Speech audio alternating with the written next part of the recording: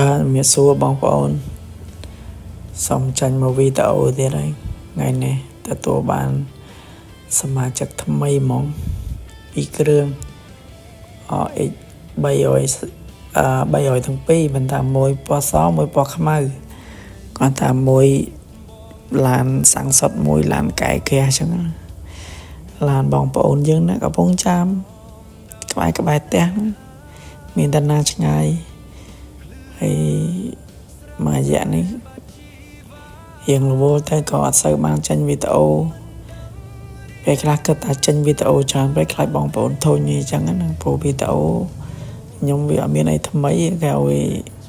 សេវាកម្មប្រចាំមានតែប៉ុណ្ណឹងចឹងពេលខ្លះបងប្អូនគាត់អន់ចិត្តនឹងខ្ញុំដែរគាត់គ្រប់ត្រ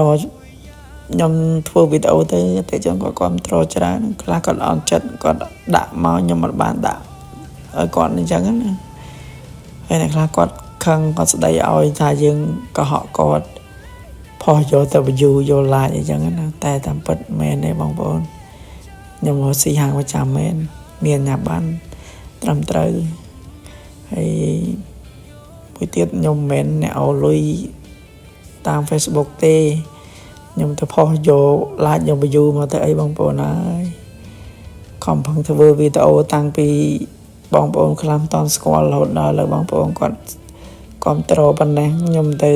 កុហកទៅអីគាត់ថាមួយមនុស្សត្រង់មួយមនុស្សមិនត្រង់តែប៉ុណ្្នឹងឯងគាត់ថាខ្ញុំវាអត់ដូចគេ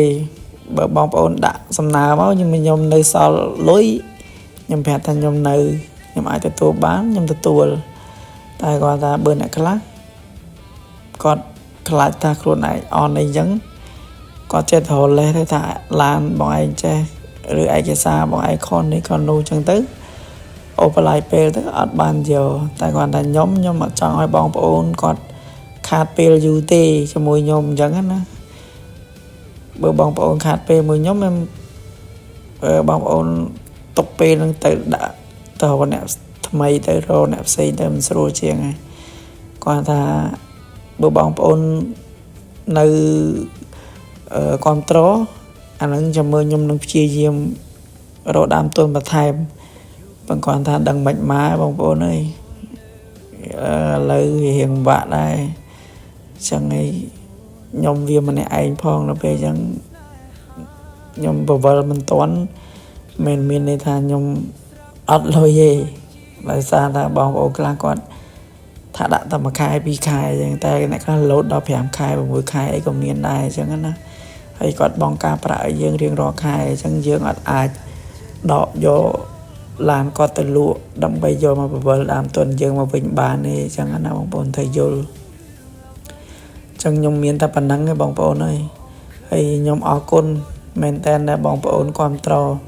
ចាំមើលមករយៈទៀតខ្ញុំនឹងព្យាយាមរកដើមទុនដើម្បីជាការតបស្នង